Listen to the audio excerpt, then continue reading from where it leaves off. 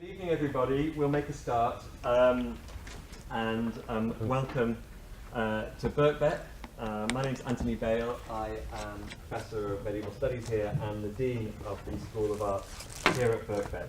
I'm really thrilled to welcome Anwar Akhtar to Birkbeck for this evening's event on the cultural and educational politics of both the past and the present moment, about how we got to where we are concerning identity politics, the government's prevent strategy, and the role of universities in these large and complicated questions. Anwar is now the director of the samosa.co.uk, a culture and politics site with a focus on Britain and South Asia. And he was previously the director of Rich Mix in Shoreditch, a really wonderful arts venue there. And he's one of the most important public voices in Britain today, talking about history, race, identity, and South Asian communities. Anwar's title tonight is Culture Wars and the Prevent Programme, How Should Universities Respond?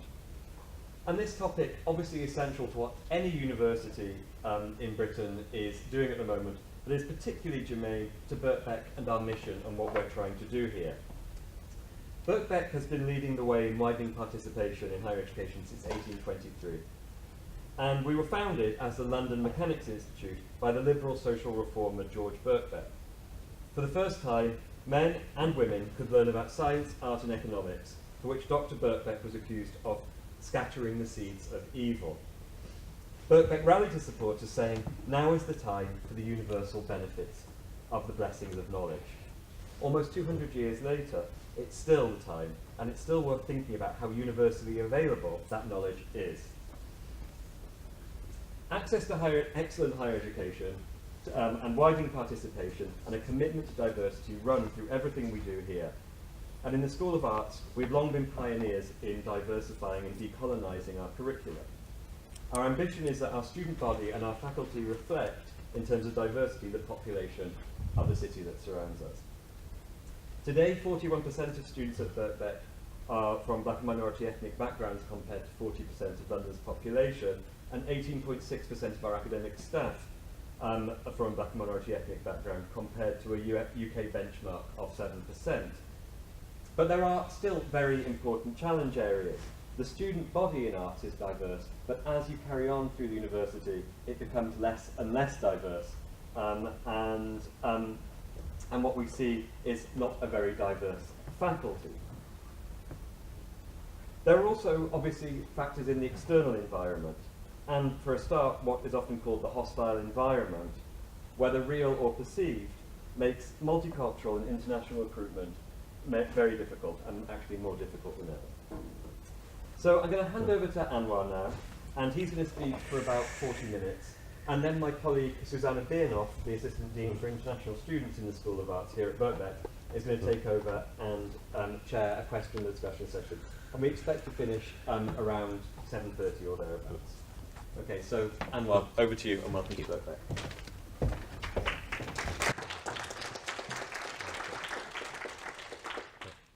Okay, thank you. Good evening. Assalamu alaikum. I am very grateful to Professor Anthony Bale and Birkbeck for their hospitality and generosity in hosting this event.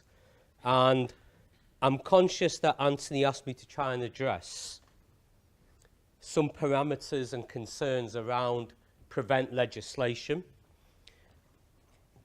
that can at times make it a difficult area for academics and students to discuss. And prevent is part of the government's anti-radicalisation, anti-extremism strategy that was designed to support people at risk of joining extremist groups and to stop terrorist activities. And Prevent was launched by Prime Minister Tony Blair, partly in response to the horrors of the 2005 7/7 London bombings, where 52 people were killed, and Prevent has been continued by successive governments since then. And Prevent, it covers and connects so many issues and current fault lines in society that it's understandable that many people may wish to steer clear of it on campus. the horrific violence of terrorism, concerns for the feelings of the victims of terrorism, and a fear of inadvertently upsetting communities by stigmatising all for the actions of a few, are three of many concerns that people raise. And this, of course, can lead to a vacuum that can be filled by shrill, sectarian voices, opportunistic voices seeking to spread discord and hate. You know, where liberal and progressive voices fear to tread, racists and bigots will have no such reticence. And so I made the decision when Anthony invited me to give this talk that I would talk about it in the context of the culture wars. And when sociologist James Davidson Hunter in 1991 popularised the expression in his publication Culture Wars, The Struggle to Define America, few would have thought that Islam and diversity in the UK would get caught up in the mix. And I think Prevent is now one of those issues that falls into that delineation between left and right, as is often the case with issues in the culture wars. And it's quite predictable as the sides gather to argue their views and push their respective positions. And if I may use the broadest of brushes for a moment, on the one side, you've got very strong voices in defence of Prevent, Team Spectator, Henry Jackson Society, Daily Telegraph, Policy Exchange, Quilliam Foundation, Douglas Murray. On the other side, more critical of Prevent, columnists in The Guardian, anti-racist campaigners, Muslim groups, civil liberties groups worried about Muslim communities becoming stigmatised and an increase in Islamophobia. Now, you can probably guess which side I fall on. I'm not a big fan of The Spectator myself, but that's not to say I dismiss all the arguments coming from the other side as not valid, because they come from a worldview that also at times aligns with some pretty unpleasant, hostile attitudes to those of us that are not from a white Anglo-Saxon background. And, you know, before I turn more to Prevent, and staying on the subject of culture wars, I just want to look at some other issues that are part of the culture wars today. And the issue of integration, multiculturalism, or even globalization, you know, life as we know it for many of us. You know, these are words, phrases, that can be used to portray a way of life, a social policy, an ambition, and they can often mean different things to different people, loaded with agendas. So I think, you know, if we take multiculturalism, for instance, I think it's become one of those words like Islamicism, Zionism, Brexit. It can mean completely different things to different people. For some people, multiculturalism, it's the way we live, the fulcrum of globalization and what Britain is today, the consequence of empire and the Commonwealth. It's Notting Hill Carnival, it's the music industry, the UK's growing mixed race population, it's Zadie Smith, Monica Ali, it's Hanif Qureshi, Ian Wright, Asian Dub Foundation, Soul to Soul, Chris O'Philly, Dizzy Rascal, Southall, Birmingham, Manchester, Leicester, Southall. It's Dubai being full of Geordie and Scottish engineers. It's global capitalism. It's Canary Wharf. It's Bollywood productions and Moscow oligarchs using London as a second home. It's our football teams being owned by foreign oligarchs with dubious ethics and human rights records. Okay, so yeah, declaration of interest, Manchester City fan. So, for some people, multiculturalism, it represents something else. It represents segregated communities, patriarchy, misogyny, racial tensions, gang culture, drill music. It can represent communities where some people don't want to integrate, but they stay within their own religious, tribe-affiliated, orthodox worldview. And it's almost got to the point, when you say multiculturalism, I think you need to clarify which multiculturalism you're referring to. London, where I live, South Manchester, where I grew up, are very different places from Luton, Doncaster, Oldham, yet all have been described as multicultural. There's a whole set of issues around class, poverty, segregation, alienation that have to be taken into account when we discuss multiculturalism. From my personal perspective, Manchester became a multicultural city around 1744 when Shropshire lad Robert Clyde landed in Mumbai on behalf of the East India Company and started the gradual process of trade, settlement, colonisation that went from enforced trade to the brutal exploitation of empire. The trade was spices, wheat and cotton. The cotton and much of the other wealth from India, of course, came to Manchester, Cottonopolis, and helped fuel the extraordinary industrial revolution that this country, Manchester as well, was part of. 220 years later, my parents left the Punjab in the part that's now in Pakistan and came to Manchester.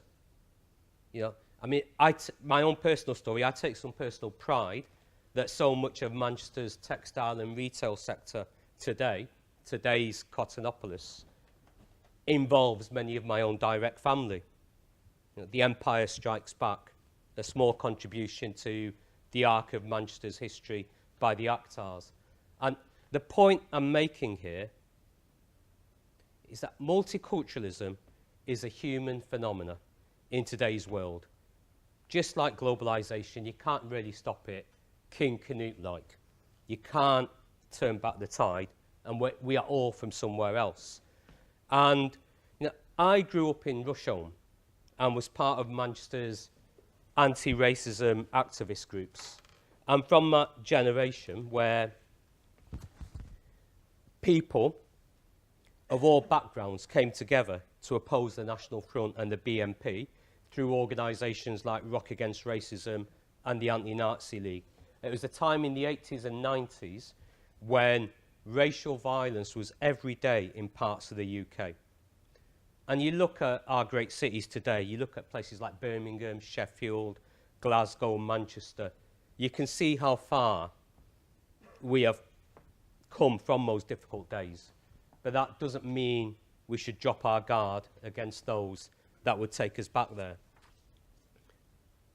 And that generation that I was part of, we were determined that we would define what it was to be British on our terms, and we fought hard to get, you know, that most precious of things, cultural space in the polis, you know, Diwali and Eid celebrations in our civic buildings, Gandhi, Nehru, Jinnah, Frantz Fanon, CLR James, Mary Jane Seacole on college curriculums, recognition of the 1.5 million plus soldiers from India, what's now Pakistan, Bangladesh and the Caribbean that fought in World War I and World War II. Now, I'm going to raise a moment from my past that has made me question many things, and I think it's also what Prevent is trying to work through today. And I recall, it's about 15 years ago, there was a Muslim cleric on the news in Bradford, and so he had that look that's been, you know, it's been very demonized in the media. You'll be familiar with it. You know, orthodox religious clothing, long beard, prayer hat, and to many of you, he will appear alien, the other, from another world, another culture, and someone you maybe don't really understand and are a bit wary of. And I looked at him, and you know, one of my Uncle Ali's friends is on television again, was my reaction. But he then said something appalling. It was a news story about Muslim girls in Bradford not being allowed to do or being held back from doing sports in school, such as swimming classes. And this man said, it's not in our culture to have swimming lessons for girls and our culture must be respected in a multicultural society. And, you know, and that shook a lot of what I believed in, that the work of anti-racist movements that I was part of was being twisted by a bigot to justify patriarchy and gender inequality and deprive young girls from all their rights. Now, so, people from Manchester, you know, we're quite proud of our heritage, you know, and we're a bit full of ourselves, as the neighbours in Yorkshire sometimes describe us. And every year in Manchester, some media will do the "Who's the greatest Mancunian of all time" poll. And, you know, it's a tough poll to win. It's got Anthony H. Wilson's in the running, Alan Turing, my mother. But it's almost always topped by suffragette Emmeline Pankhurst, the Rusholme girl that led Suffragette City. And yet, in Manchester today, we know of many cases of Muslim religious schools and institutions that practice a level of gender inequality and segregation that would have Emmeline turning in her grave. And those that do not learn from history are doomed to repeat it was, it was said by the philosopher George Santayana. And I'm just going to try and look at some of the bewildering array of issues, historically and today, that Prevent has become a supposed cure or counter-programme to. And I have spent a lot of my time, my childhood in Pakistan, and also working there professionally. And it's been heartbreaking to watch the sectarian violence unfold there and in neighbouring Afghanistan. But here's the uncomfortable truth. We, the UK, and the USA, helped orchestrate and pay for it, along with our allies, the women and minorities hating, genocide sponsoring House of Saud, a small ruling elite of families in Saudi Arabia who also funded and helped set up Al-Qaeda, ISIS and the Taliban. And, you know, the House of Saud don't represent Islam any more than the Medicis or the Borgias or the Ku Klux Klan represent all Christians, or Likud would represent all Jewish people. Yeah, and if we're serious about a Prevent programme, challenging hatred and sectarianism in Britain, we may need to close down the Saudi Arabian embassy. Yeah. Now that's not possible, given the billions they have got invested in Britain, in industries such as BAE Systems, their patronage of the Conservative Party. You know, the establishment have to ignore this deceit and contradiction. They have no choice, given the economics involved. And I'm just going to take a pause here, because I've compiled a few clips, a short film, of issues that I think relate to Prevent. So I'm going to screen that now, and then I'll revert back. So. Inside the bright tented enclosure, 1,500 men waited. We were told that many of these men were mujahideen who travelled from the border specially for this meeting. A mullah chanted some verses from the Quran concerning exiles. Mrs. Thatcher promised them an extra £2 million worth of aid, and she made clear the West's support for the Afghan resistance fighters. I want to say that the hearts of the free world are with you, and with those of your countrymen who have stayed. And that gained her ringing shouts of support.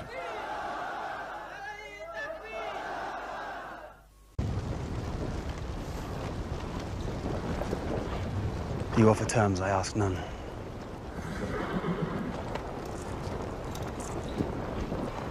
I will give every soul safe conduct to Christian lands. Every soul. The women, the children, the old, and all your knights and soldiers, and your queen. No one will be harmed. I swear to God. The Christians butchered every Muslim within the walls when they took this city. I am not those men. I am Salahuddin. Salahuddin. We also have a history of kind of moving in and out of Pakistan. I mean, let's remember here, the people we are fighting today, we funded 20 years ago. And we did it because we were locked in this struggle with the Soviet Union. They invaded Afghanistan, and we did not want to see them control Central Asia. And we went to work. And it was President Reagan, in partnership with the Congress, led by Democrats, who said, you know what, sounds like a pretty good idea. Let's deal with the ISI and the Pakistani military, and let's go recruit these mujahideen. And let's get some to come from Saudi Arabia and other places, importing their Wahhabi brand of Islam so that we can go beat the Soviet Union. And guess what? They retreated.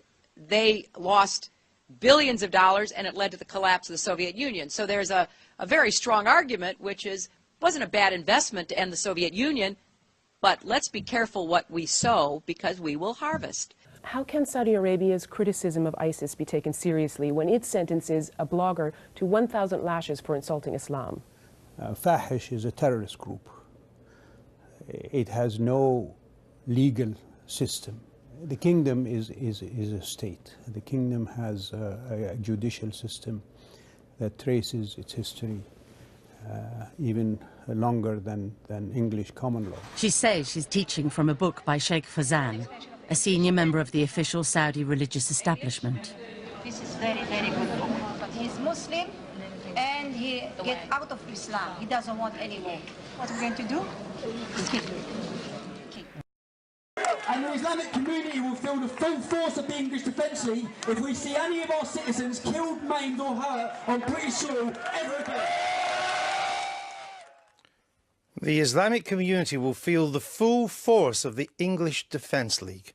It's a pretty explicit threat. It is. Well, it's not a threat, it's a promise. We will continue to highlight these issues, and what you're seeing now, we're a pressure organisation, we're a pressure movement. Come here. What? Lunch break at Almonbury Community School at Huddersfield in northern England. Don't hide from the camera now. Oh, no. The aggression lasts barely 30 seconds. The attacker approaches his target, calling his name as a friend apparently films the scene.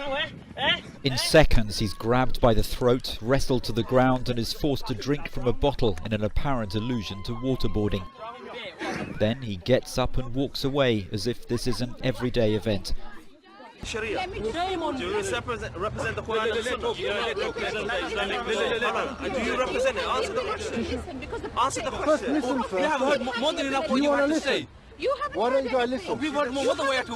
We know your opinions. We know exactly what you have to say. On the TV. We've heard what yes, we know exactly what you have to say. We know what you say about Sharia. Actually, I think that was very interesting for you to see, because what you saw there actually was a direct conflict between the real British Muslims, which are these guys that are walking around with me, and you saw people who are actually bringing the faith of Islam into huge disrepute.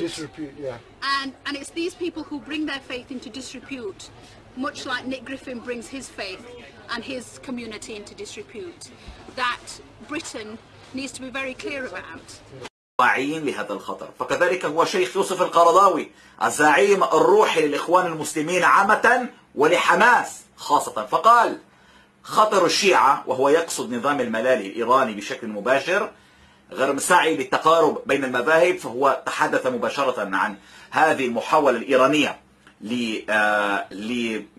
للغزو الفكري في العالم السني، فقال خطر الشيعة في محاولاتهم غزو المجتمع السني وهم مهيئون لذلك بما لديهم من ثروات بمليارات. من يتوالى منكم النظام الإيراني وموقفه العدوانية فإنه منه، وهو يلقي بنفسه إلى تهلكة. What was it about Islamic State that attracted you? What did you like about it? The way they showed how you can go, they'll take care of you, you can have your own family there, you can do anything. You're living under Islamic law.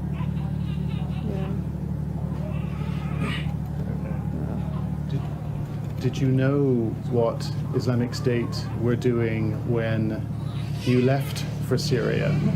Because they had beheaded people, there were executions. Yeah, I knew about those things, and I was okay with it at first, because You know, I started becoming religious just before I left.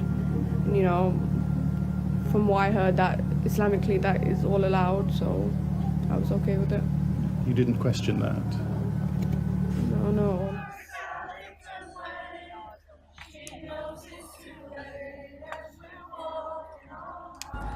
I can confirm that the man suspected of carrying out last night's atrocity is 22-year-old Salman Abidi. However, he has not yet been formally named by the coroner, and I wouldn't wish to therefore comment any further about him at this stage.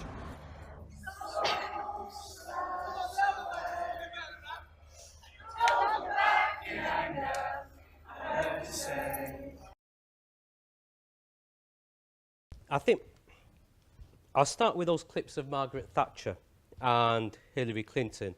And I think what those clips show is the history that the government's Prevent programme ignores. A really inconvenient truth.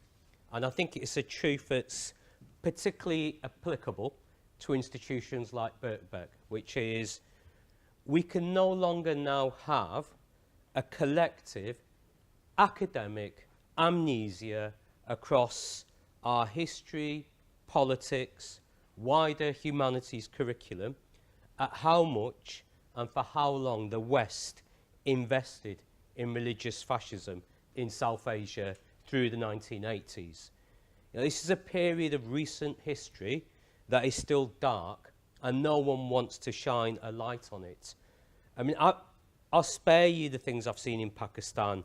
I was there for some of that period in the early 90s, towards the back end of it. You know, it took decades to unravel the events that led to the war in Vietnam, for the full horror of Henry Kissinger's CV to materialise, and for Robert McNamara's confessions in The Fog of War to explain some of the mistakes and follies that led to the catastrophe.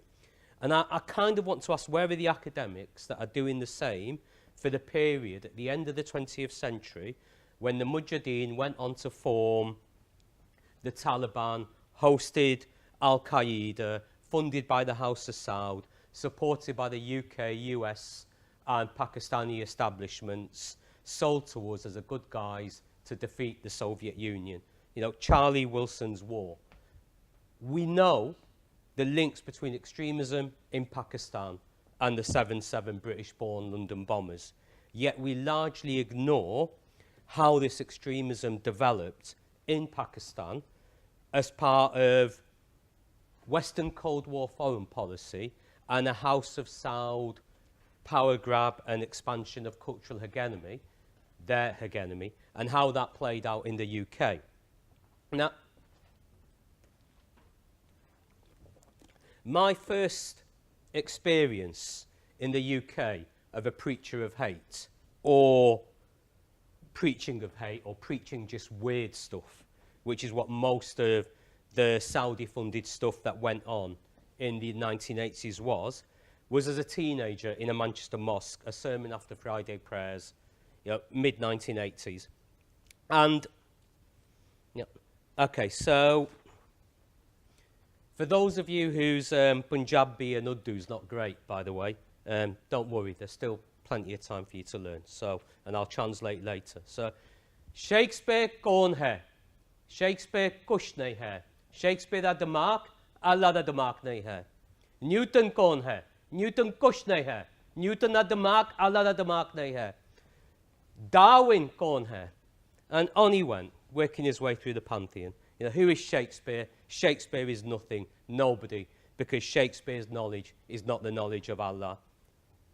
You know, he spared me his thoughts on Emmeline Pankhurst, but I doubt they would have been flattering. And he hated Shias. He really, really hated Shias.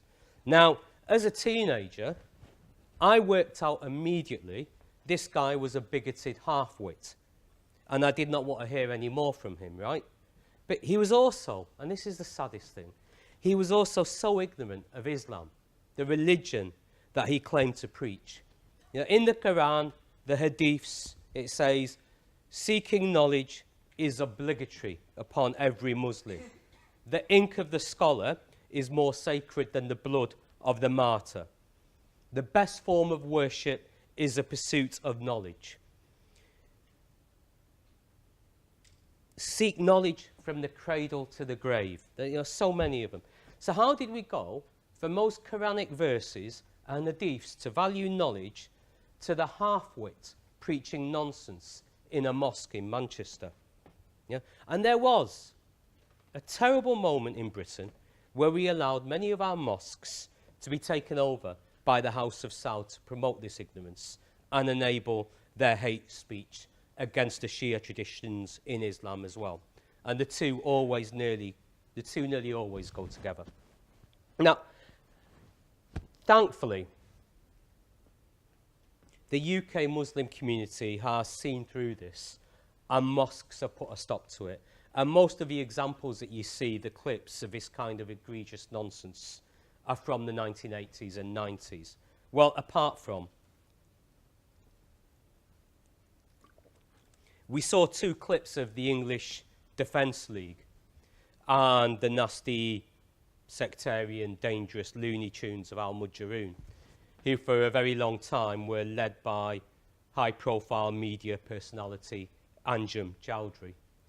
And this is an area where Prevent has failed to legislate, or the government has failed to legislate, and that's because it's really, really difficult, which is what happens when the media help promote, facilitate, and scale up the footprint and campaign messaging for supporters of terrorism and violence. What are the consequences for our society? Tommy Robinson famously says he was motivated to set up the English Defence League because of the activities of Al-Mujahideen in his hometown, Luton, when they held a rally insulting British soldiers returning from tour in Iraq. You know, Anjum Chowdhury was Tommy's muse. So now the damage done to our social fabric by Tommy Robinson, the EDL, and Anjum Chowdhury, Al-Mujahideen, is an immense ongoing story we are all living in, especially British Muslims. So how did a nasty sectarian Looney Tune like Anjum Chowdhury, you know, a village idiot by any reasonable definition, achieve so much and do so much damage? And the answer is really uncomfortable, because in a democracy, Anjum had BBC, Sky and Channel 4 news producers on speed dial, on his mobile, as well as an array of tabloid reporters. Now, nobody ever lost money underestimating the taste of the British public is a well-known television commissioning adage. Yeah?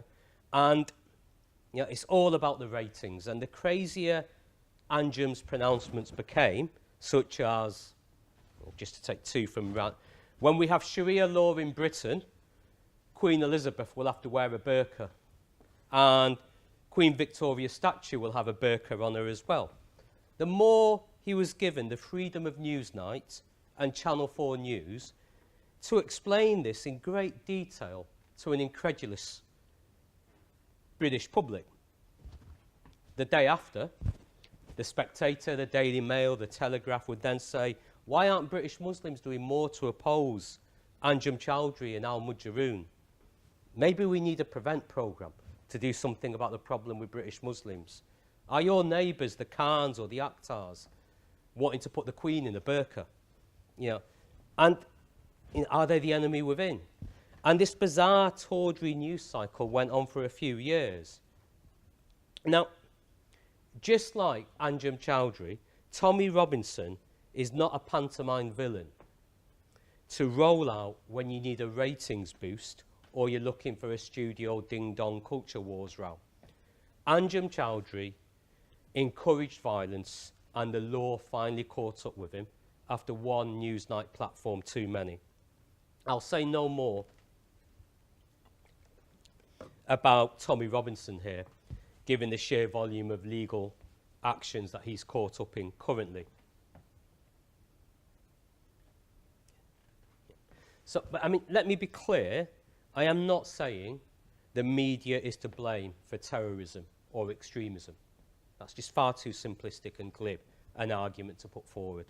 What I am saying is irresponsible and unbalanced reporting can encourage terrorism and extremism, and Ahmad Jaroon, Anjem Chowdhury and the EDL are a case study in that. And this plays into representation in the arts, culture, media, diversity.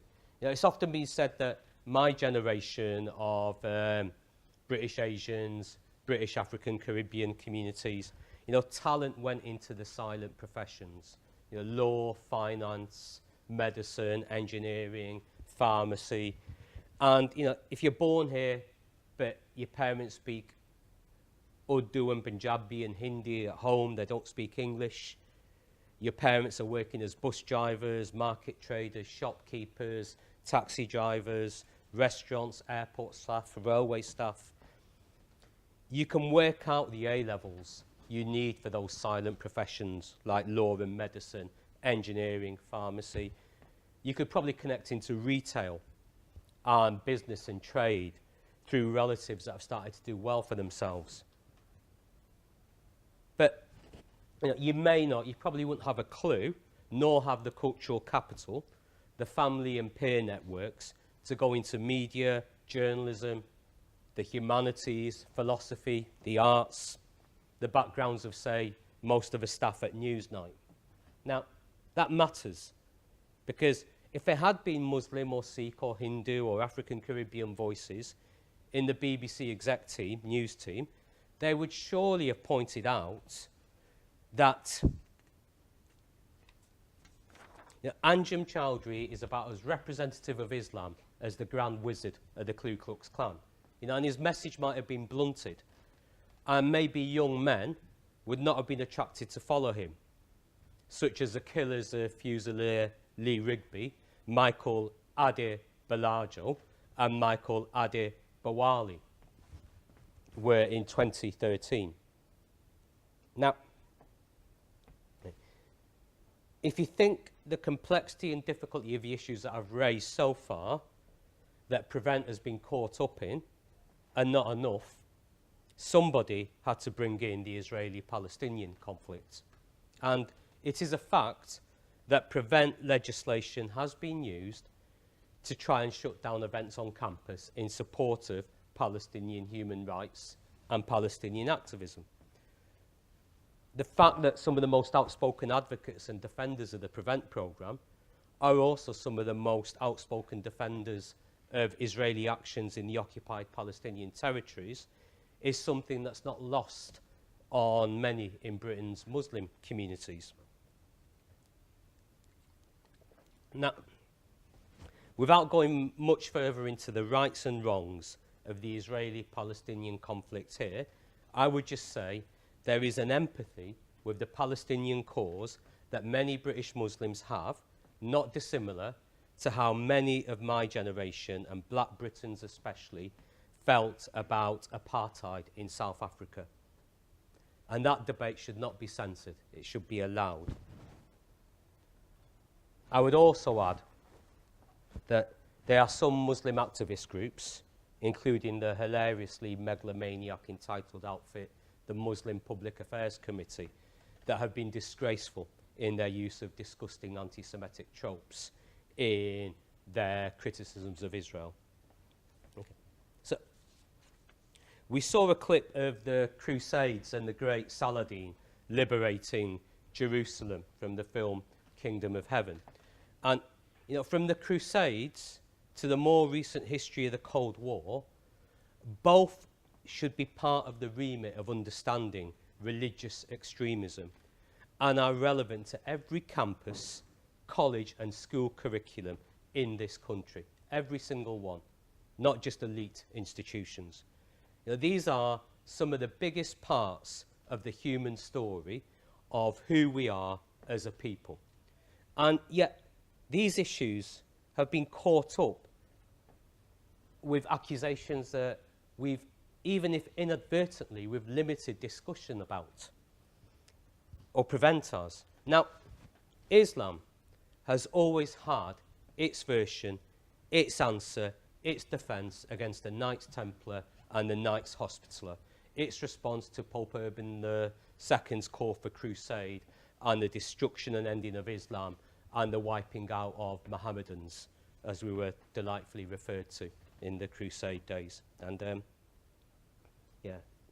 actually, if you read the Spectator, Douglas Murray is still repeating Pope Urban II's call for crusade in his columns there on a regular basis. And the point I want to make here is that the background, the stories, the narratives, the issues around radicalisation and extremism are embedded in over a millennia of history.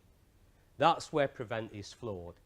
That's where it fails. Its lack of any engagement with history. Now, after the Crusades, the later conquest of Constantinople, Islam mainly retired its holy warrior defenders of the faith, rather like Christianity retired the Knights Hospitaller and the Knights Templar, apart from in Northern Ireland, where they seem to be helping the British government in Brexit negotiations at the moment. So, and alongside and afterwards came the great intellectual and cultural renaissance of Islam. And a few from thousands of examples: Ibn Rushd's achievements in philosophy and physics, Maimar Sinan's building of Istanbul's architecture to rival Michelangelo in Florence and Rome, the Mughal period of Taj Mahal, Lahore Fort, Badshahi Masjid, miniature painting schools, the later poetry of Faiz Ahmed Faiz, Rumi, Nusrat Fateh Ali Khan, a Joker theatre. And when Thatcher and Reagan went to invest in Cold War foreign policy, they were not looking at investing in literature or architecture or poetry. They went for the House of Saud model, brute violence and sectarian hatred.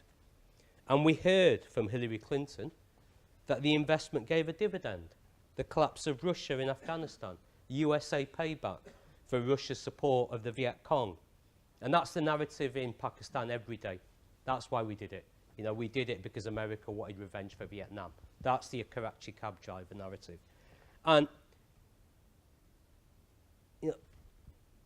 that foreign policy took us to the horrors of 9/11 and 7/7. As Hillary Clinton said, we reaped what we sowed. And now we're trying to manage these problems through a Prevent programme. I just want to say something here about the UK police force, who have got a thankless task, in some ways. I believe that the UK police are the best in Europe in policing all communities with consent. The progress in the last 30 years, much due to the Macpherson report, is a huge achievement. And we've moved on so much from the conflicts of previous decades, conflicts I was involved in, where the police were seen as a force to bully black and Asian communities and protect racist organisations. Now, I want to address a very specific reason why, when the Prevent programme was launched,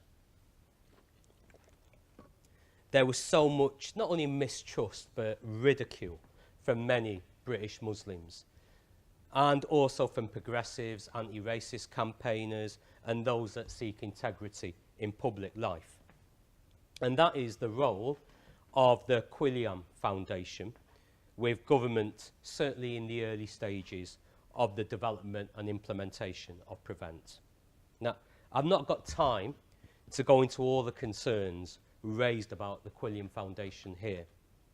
I'd refer you to The Guardian's very thorough series of articles, including concerns about McCarthyite hit lists, or lists being provided to senior civil servants of Muslim political figures that should be persona non grata, their advocacy of spying on Muslims by one of their founders on all Muslims, and their spectacularly unsuccessful de-radicalisation of Tommy Robinson. Now, the Quran is the holy book of Islam. It has in it, just like the Torah and the Bible, verses written for times of war and times of conflict. Like most Abrahamic religious scripture, you can find whatever you are looking for if you know what you want. Messages of peace, love, justice, fraternity, or messages of strength, war, and conquest in the name of God. Now, during the turbulent years of Elizabeth I's 15th century rule, she famously tried to restrain some of Francis Walsingham and Robert Cecil's worst persecution of Catholics. You know, the attempt to enforce a common prayer book. And she said she did not want to have or be a window into men's souls. Now, there's a well-known story that when Hazel Blair's MP was police and counter-terrorism minister, she met with a group of scholars, including members of the Quilliam Foundation, representatives of the Quilliam Foundation, and discussed Islamic theology, and the 5 pillars of Islam were raised. Now, all Muslims know the 5 pillars. They're as sacred as the 10 Commandments are to Christianity. And Hazel Blair's was actually starting to suggest which of the 5 pillars, charity, jihad, zakat, could be taught in mosques and which ones could not. Now, imagine Hazel Blair's telling Christians which of the 10 Commandments you are meant to follow and which not. Or telling Jewish people which verses of the Torah they should follow and which not. And this did huge damage to trust with Muslim communities. You know, Elizabeth I wanted to avoid being a window into people's souls, but Hazel Blair's wants a window into people's souls. Now I'm getting near the end, and I want to just say a few things to sum up. We saw a clip of the worst kind of Wahhabi-esque hate speech or Salafi-esque hate speech against Shia minorities. And I speak as someone from a Sunni background here. That type of speech can lead to genocide and whip up sectarian hate mobs. And I'm very familiar with it. I've seen it against the Ahmadis in Pakistan, I've seen it against the Hindus in Pakistan, I've seen it against the Christians, and of course against the Shias. And we all know where it comes from. The fact that it is driving an alliance between the House of Saud and parts of the Israeli government should worry us as much as the consequences of what Thatcher and Reagan did in their support of the Mujahideen. My enemy's enemy is a road of many mistakes and unforeseen consequences. Now, do we need the PREVENT programme? Do we need a PREVENT programme? 22nd of May 2017, the Manchester Arena suicide bombing attack took place. 22 innocent people were killed by 22-year-old Salman Abedi, born in Manchester, of Libyan ancestry. He went to the same secondary school and primary school that I went to, and he grew up in the same neighbourhoods that I grew up in. We now know his family were heavily involved in extremist militias in Libya that allegedly had UK Foreign Office backing to overthrow Gaddafi. I hope the full truth will emerge there, given how many journalists are now pursuing that story. Weeks later, London Bridge, Borough Market, a van was driven into pedestrians and 8 people were killed. The attackers were linked to Al-Mujahideen.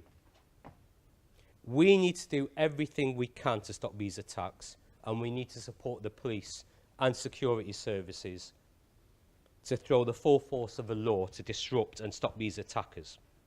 Their aims, everything about them. We saw 2 clips, both heartbreaking. A young Shamima Begum, clearly distressed, brainwashed, in shock, and saying words that send a shiver down your spine. She is, yes, a victim. But what of her and her husband's victims? What of the brutalities that have been done to the Yazidi community and the horrors done there? We saw the video of schoolboy Jamal being attacked by a boy almost twice his size in school. Now, when I saw that film, I went back 25 years to the rage I had when I was involved in the Asian youth movement and the Anti-Nazi League. And I can't tell you how angry I felt that we're having to deal with that racial violence in our communities again. But if Shamima Begum is a victim who has been brainwashed, exploited, and led astray to do great evil, then so is the young white boy that attacked Jamal. You know, and both must face the consequences of the law in our country. And that brings me, I think, to my conclusion. Prevent brings up really difficult issues and not always easy answers.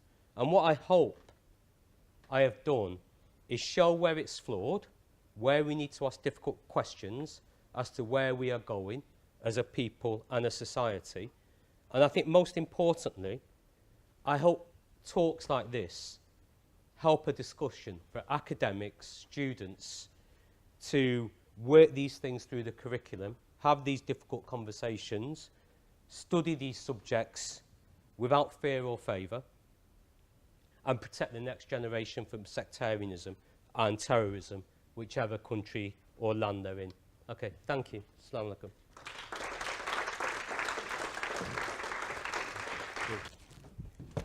Thank you very much, Anwar. We'll stand. Okay. I'm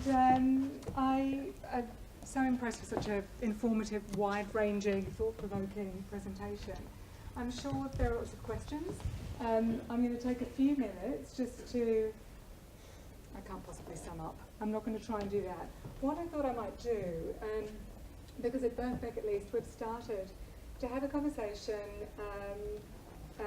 between staff, and started with between staff and students as well, about diversity, about what it might mean to decolonise the university. And I think you've touched on a number of these issues, and so I thought I might just begin by sort of broadening out the discussion slightly to these issues of diversity and decolonisation. And then I think it'll be really useful, and I'm sure there'll be questions from the floor, more specific questions about Prevent and how we respond to that programme on campus as staff, organising talks, as students in classrooms, and also I think specifically as people who study arts and humanities subjects. And you've made a really powerful case for the importance of history and the dangers of historical amnesia. And as a historian, I can't tell you how happy it makes me to hear somebody talk about the relevance of history today. So a personal thank you for that. So just, and I've got notes on my phone. So I think it might be useful just to briefly sort of outline the ways in which the debate about decolonising the university and the curriculum have tended to unfold, at least in British higher education. And as far as I can make out, and I'm by no means an expert, and I hope you'll correct me if I'm wrong about any of this, but it seems to me that these discussions have tended to focus on three key areas. Firstly, on curriculum and teaching, which means recognising that the narrowness of our curricula helps to entrench the political and social status quo, including this really pervasive, and I think increasingly pervasive perception that there is an us and a them. And it strikes me that this is one of the legacies of the culture wars, and something that you could certainly see in the United States in the 1980s and 90s, this polarisation of society, certainly along religious lines, but in other ways as well. And then also recognising that the policies that we have ended up with today, like the Prevent programme, have these historical roots that actually very few people seem to be aware of. So, so tackling the curriculum seems to be clearly, really crucial and urgent. But another key area in which I think these debates about diversity and decolonisation have been useful is in casting light on issues around support and outcomes for Black, Asian and minority ethnic students in particular. And this of course involves acknowledging that structural inequalities play a really significant part in access to higher education and also in academic success. And it also strikes me that access to arts and humanities subjects present a particular challenge in this regard. And you've talked about access to things like internships, and I think we're very aware in the School of Arts that our students want to get experience in the real world, but there are all kinds of barriers to them entering the workplace. And internships and all of the privilege that seems to be bound up with those opportunities is a real challenge for us. But we also know from our outreach work with local schools that parents from non-Western backgrounds are more likely to discourage their children from studying what are perceived to be non-vocational subjects, so specifically subjects in the arts and humanities. And finally, there's been increasing and very welcome attention to the lack of diversity within academia itself, particularly at senior staff levels.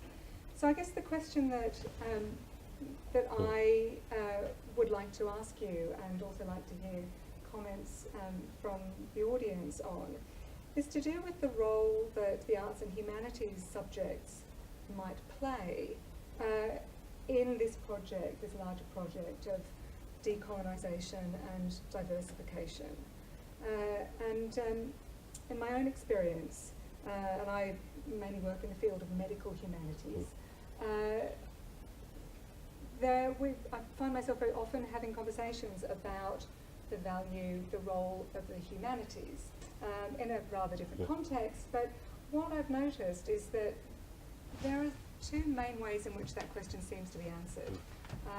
And one is this, what I think of as quite a traditional appeal to the humanising value of the humanities. But this answer, I think, relies on certain ideas about the humanities, including the idea that the humanities have a civilising influence, ideas that have their own very particular history and that come with ideological baggage, and that are actually rather problematic.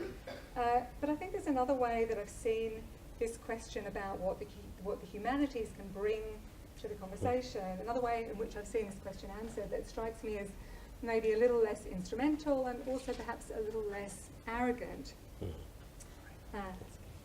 And that is to reflect on the kinds of skills that we, as people who work in the humanities, and skills that we want to nurture in our students, skills of critical analysis, critical reflection, interpretation, speculation, self-reflexivity.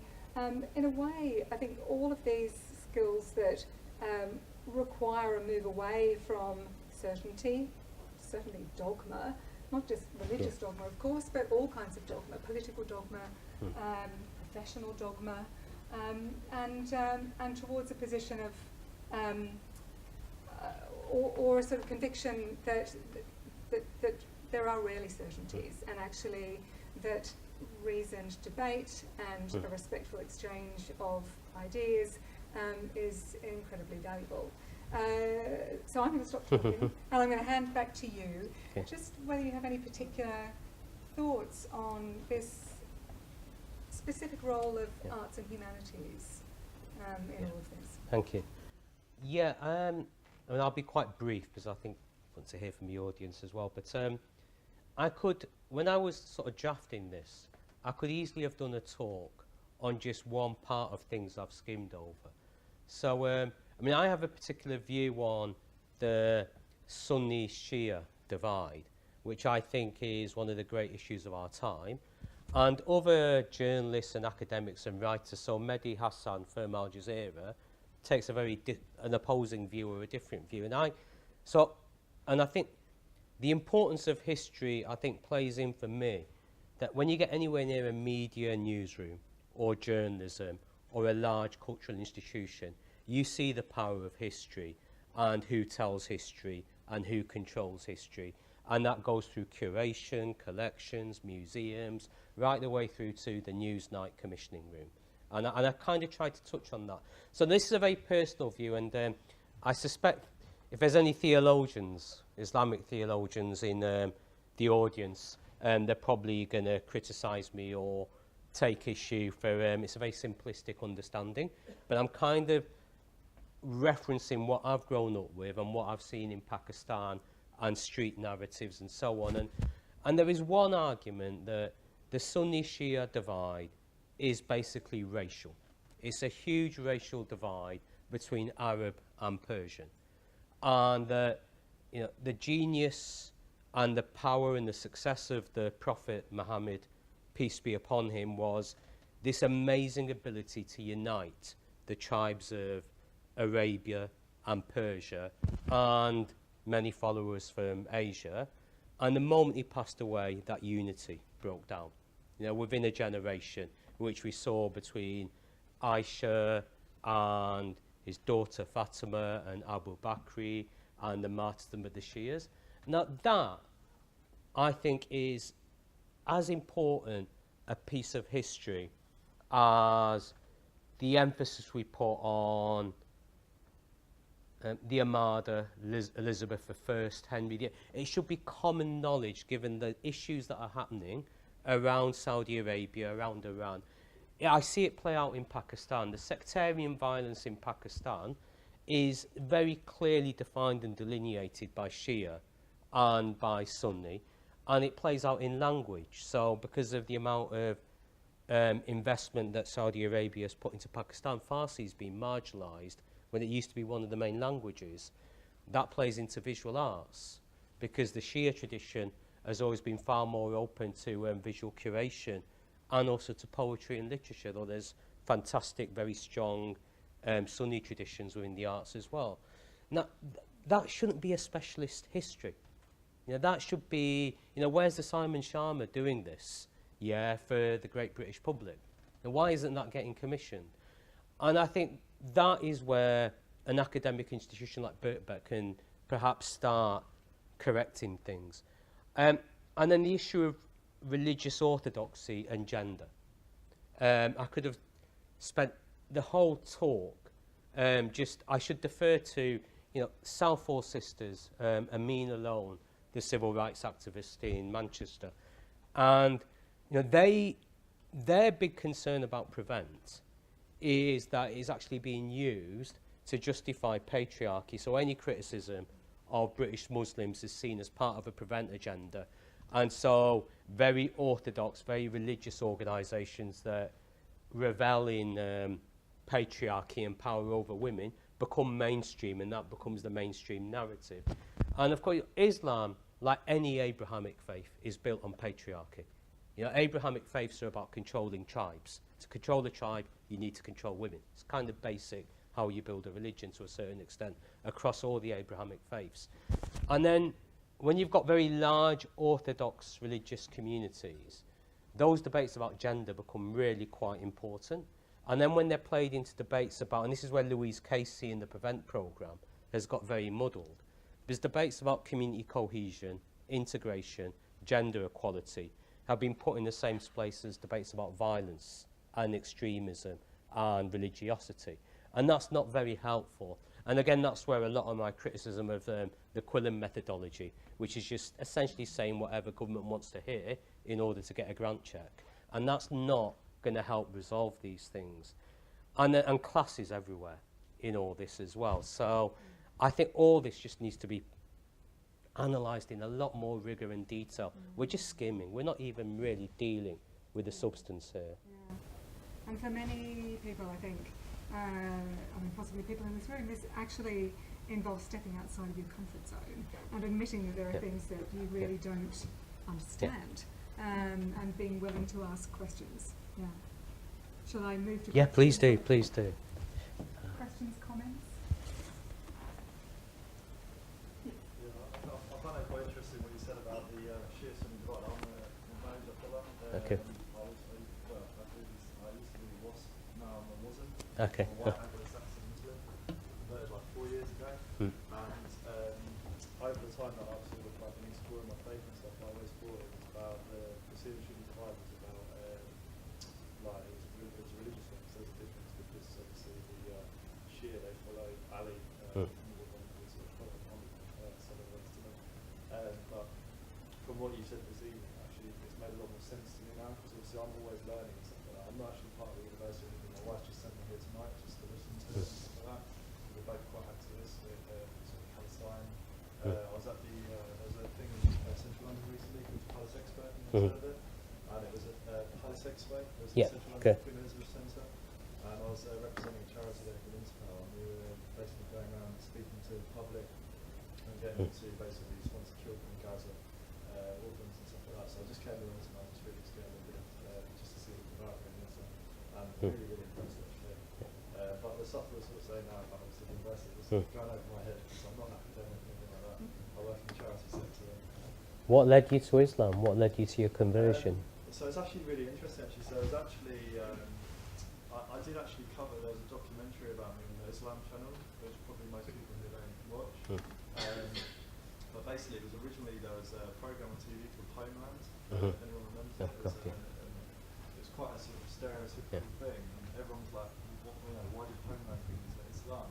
It wasn't because obviously the story about the central character in it. It was about the fact that I saw the spirituality that he had when he was praying sort of downstairs and stuff like that, and what that was giving to him. So that sort of just made me question it a little bit more, because I'd seen all the stuff. I grew up in a little village in Cambridgeshire, and we didn't have any Asians in the village, let alone Muslims. So you could say I was quite sort of ignorant. And then when I sort of travelled around the country, I became more and more exposed to different cultures and different sort of religious practices and things like that and stuff like that. So I just wanted to explore my faith and to explore really. And the more and more people I met and spoke about it and stuff like that, the more and more it sort of it kind of resonated with me a lot. The guy who I was in funny you mentioned Doncaster. I lived in Doncaster, and the guy who was there, who's a taxi driver, and he drove me home from work one night, and I just said to him, I said, he had a copy of the Quran in his dashboard, and I said to him, what's Islam all about? I don't think it's about all this, terrorism and dogma and stuff. So that was it. Was it that the conversation with the cab driver? Or? Yeah, it was, because that was after. So sort of the Homeland thing planted the seed, and when I had the conversation with the taxi driver, he basically pulled over and spent about a good 3.5 hours of his time with me, when he could have been making money for his family. So I thought, this guy's so invested in his. No, I get it. I get the cab driver thing. Okay. Yes, there's a question at the back. Anwar, thank you. It's fantastic. Fascinating, massive sweep of history and all of that. Yep, sure, if it helps. I was intrigued by the stories you told about growing up, so I wanted to, as it were, play back to you some of what I heard. One is that this, as you said, this 15-year-old boy in a mosque who heard this idiot talk about Shakespeare and Darwin, and you just knew that was wrong. Yeah, you knew. I think you called him a village idiot. And at the same time, you were, or perhaps soon after, got involved in anti-Nazi League and Rock Against Racism and all that. So it's clearly a period when there were racist attacks. There were extremists, as you've just said. There were racist attacks, but there was a strong movement against that. And I just wanted to get a sense of, and then I suppose playing back to you again, what you're telling us about, these same village idiots that are getting airtime on Newsnight and so on. So I just wanted to reflect back on that. Is it, and sort of trying to get a sense on the messages, is it that we haven't learnt the lessons? Is history repeating itself? Not so much as farce, but just another, set of tragedies. And in the context to prevent, I suppose it's maybe the answer is it's about educating the 15-year-olds so that they can spot village idiots. I don't know. I'd just be interested in, if you like, what was so special about your experience of growing up in Manchester that makes it so very different for kids like Shamima Begum. Okay, should I? Okay. So the big one, the first huge answer is, and I think it's something that I've not touched on, but the thing that worries me most about where we are as a society in Britain is how we've ended up with segregated schooling. So my school had a big Asian Muslim population, but it wasn't segregated, you know, 15–20%. And I think there's a really interesting thing where a lot of this multiculturalism that we celebrate, you know, the Monica Ali, Zayda Smith, Mehdi Hassan, people like Saeed Avasi, Sadiq Khan, they're all the products of integrated schooling. I'm the product of an integrated schooling. And now when I go into schools that are 95% black or Asian or Bengali or Yemeni, that is profoundly worrying. You know, I think segregated schooling is a recipe for more EDL, more drill music and more Al-Mujaroon. You know, it's just, so that, I think if I had one magic wand or one option, it would be to do something about segregated schooling. I think the issues around religiosity and orthodoxy in British Asian communities, and I think to probably British African Caribbean communities as well, I think it is the same. You know, my parents, when you had to put up with the NF, the BNP, Bernard Manning, Jim Davidson, you know, all the everyday, you know, when you're walking down the street and you are seeing people being attacked for being Asian, and you're seeing, and you go around in, you know, kind of with people around you, and there's certain streets or bars or neighbourhoods that just aren't for you, yeah, because you know you're going to get, you know. I think for that older generation, scripture and religiosity became a massive identity comfort survival mechanism. And I think Moby Nazar's documentary on Satanic Verses picked up on that. That, you know, it was felt like the one thing you will never, ever take from us, the one thing that we will always protect and defend is our parents' religious identity. You know, our scripture, our history, our culture, our DNA. And then obviously, that is an emotion that can be easily exploited by sectarian forces. And, you know, we know how that all plays out. And so I think we're at a moment now where we face challenges that we thought we'd dealt with in the 80s and 90s that had all gone. It was all Hacienda and Notting Hill Carnival and goodness gracious me. And then suddenly we're back in challenges around race and integration. And I think it's across social policy, engaging with religious orthodoxy without demonising it, and class and school segregation, you know, and there's more as well, there's gender. So, I mean, does that feed back any of it?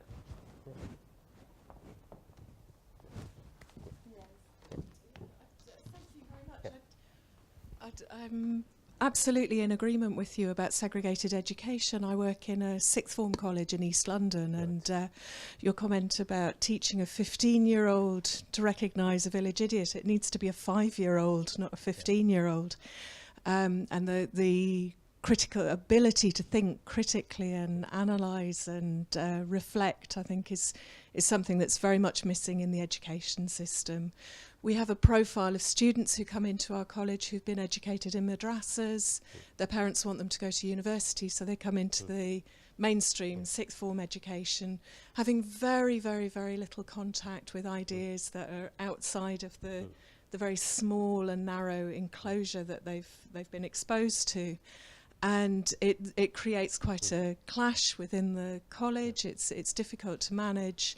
And we have the other side as well of the predominantly Eastern European population of people coming with very, very, very fascistic ideologies. And I suppose I came this evening because I feel very troubled by the Prevent programme and the pressure that's upon us to alert authorities and refer people through channel and to Prevent. And my question is sort of the ethics of when you come across young people who are really vulnerable, very, very vulnerable, and is Prevent an answer at all? Yeah, so a really important point that defenders of Prevent have made to me repeatedly, which I'm duty bound to now pass on, is young people at risk have been stopped from going to Syria. have been stopped from going to ISIS, have been stopped from being groomed.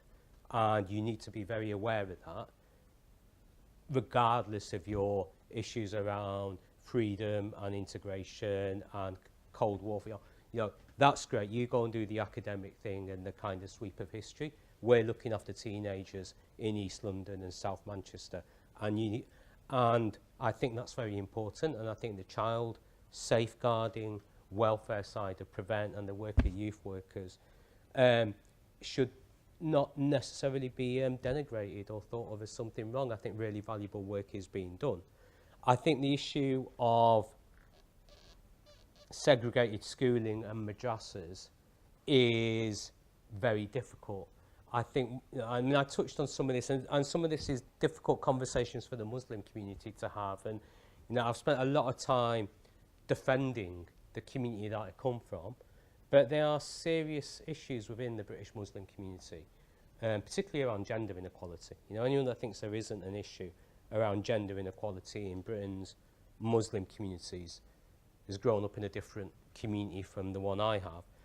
And the issue around an increasing religiosity. So the idea, I mean, the one that made me kind of chuckle was the idea that you need prayer space in shopping centres. And there's a lobby to develop prayer space in shopping centres, you know, because it's a large Muslim neighbourhood. And, you know, yeah, I come from a very religiously orthodox Muslim background. My parents are as orthodox as they come. They weren't campaigning for prayer space in Manchester Arndale. They'd go and pray at home or go to the mosque. And I think there is a power grab around religious, you know, are we going to start doing the kind of, you know, that kind of narrative of, you know, this is a Muslim area, so these religious rules must be, you know. I'm profoundly uncomfortable with that. And I think the issue around madrasas as well. So when I was growing up, you know, the Quran classes took place Sunday afternoon, and it was someone that the family trusted would come round the house. But now it's kind of been franchised out to all sorts of people, you know. And I think, you know, we're seeing some of the issues we saw with the Catholic Church in the 70s around exploitation and, you know, abuse. Those issues have happened in madrasas. You know, I know of cases, you know, my sisters know of certain schools where they've never let their kids near because of, you know, what they've heard. So, and I think there's a failure. I think Muslim politicians are scared to speak out. Muslim youth workers and community workers are scared to speak out because you get it from both sides. You know, you get it from, are you working for the government, are you part of the Prevent agenda, or you get it from, oh, you know, are you one of them? So, and I think for teenagers, that's a very difficult space to work through. You know, one final question, and then then we'll there's a woman. You had your hand up. Yeah. There's a woman at the back as well, so if we could take both. Yeah. Okay. Yeah. Can we have both? Let's have you first because you. Yeah. Thanks. I didn't quite grasp. We'll take both questions and see what you can make of them. I didn't quite grasp why you're uncomfortable with lobbying for prayer space in shopping centres. That's a reality in East London, and society, particularly in democracy, caters to the majority. And if it is the case that the majority demographic in a particular area is Muslim, then why not accommodate that request? Okay, I'll take that. Can we have this question as well?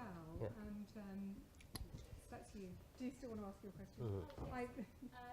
Yeah, firstly, this is quite a question, but firstly, thank you for being quite positive about the Prevent agenda, because at the end of the day, it's not about criminalising vulnerable people, it's about safeguarding them in the same way that we would safeguard children at risk of sexual exploitation or criminal exploitation. The question is, the government is currently reviewing the Prevent agenda, Prevent programme. Who do you think they should be speaking to make sure that what comes out at the end of it is more acceptable, more successful? Okay, so I mean, I'll take the question at the back first. I mean, you've touched on something that I think, and I speak as someone that's been 30 years in the anti-racist movement and 30 years in the Asian youth movement, and has got all the badges for defending the community I come from. So I think there are issues when we start getting into a place or a space where, you know, your religious identity and your cultural identity becomes enforced in such a way that we must have, You know, my parents are very orthodox, okay, and very devout Muslims, but they would still, at Christmas and New Year, you know, go and buy some small bottles of whiskey to give the other market traders as presents who were Christians, because, you know, that was them saying Happy Christmas, okay? And I'm sure there's some busybody Mulvey that would basically tell them that's haram, okay, these days. You know, this culture that suddenly you've got to phone and check in whether it's okay to eat prawns in case you go to hell, in case it's halal or not, and an Islamic telephone helpline, yeah, it's a nonsense. And I think that also moves into, coming from a very orthodox religious family, I think orthodox religious traditions are of a personal choice. I think when there becomes an enforced hegemony, and the classic example was the girl in Luton who took a court case saying, I want the right to have a different school uniform from all the other girls in the school because I'm from a devout Orthodox family. And the school had already made an accommodation where girls could wear trousers and have a scarf, which is what my sisters grew up with, you know, the idea of, you know, conservative religious dress. That had already been accommodated, but she wanted a much stricter form of Islamic dress in the school. And she won, and of course, and all the peer pressure and all the other girls was, you're not as Muslim as them. Look, you're not as Muslim as them. She's more Muslim than you. You're not as Muslim as them. They're using the prayer room in the supermarket. You're not. You're not as Muslim as them. And it builds up, and it builds up, and it builds up. And that's my worry about increased religious orthodoxy and taking it away from personal choice. On the issue of who the government should engage with on the Prevent programme, I think the widest possible engagement, and clearly youth organisations, but I think it's about curriculum. And I think it's about the issues we've spoken about. It's about history, it's about curriculum, and it's about being allowed to have an honest conversation about the past. The one outfit they shouldn't engage with is the Quillen Foundation. But I think they need to engage with as many people as possible. And I think it's distressing. I haven't got time for this, but when someone as conservative as Saeed Avarsi feels that the voices of Policy Exchange and Michael Gove and so on are so powerful that even she steps back. And the reality is at the moment we've got a hiatus. It's kind of a draw, you know, the right-wing hawks are kind of stepping back a bit because there's other stuff happening with Brexit, and the kind of progressives are step back. And then, you know, pray to God there isn't, but if there's another terrorist incident, then the whole debate will just become shrieky again. So we've got a hiatus, we've got a vacuum, and I'd be interested in who you think they should speak to as a final. Yeah. I wasn't expecting that. I probably agree with you about the widest possible audience, and certainly I don't know to what extent certain Muslim communities or groups are engaged with. I know that there seems to be feelings that it's imposed on them rather than developed in conjunction with them. So yes, I think you're right though. Something could happen tomorrow and there will be a knee-jerk reaction, and that will then form policy for a long time.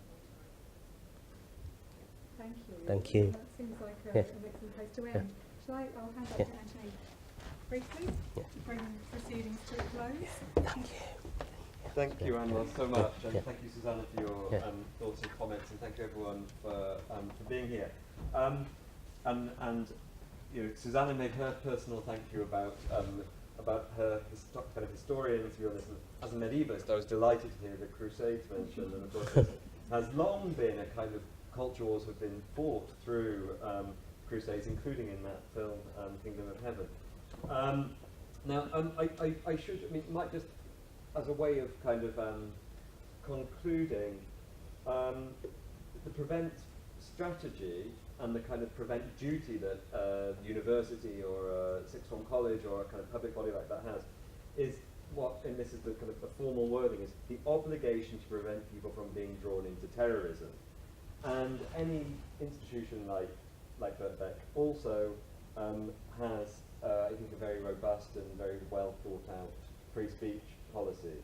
And one of the things that we can do, I think, building on such a wide-ranging and stimulating presentation we've heard tonight, is that universities can set up spaces for exactly this kind of consideration and discussion and floating ideas around this, and to be a space for conversation and really kind of productive thought. And so I hope this is just the beginning of an ongoing process where we are also thinking about what role universities have, what role students have, what role academics have in not being guilty of this kind of collective amnesia that Anwar has alerted us to, and actually having a constructive voice in this debate.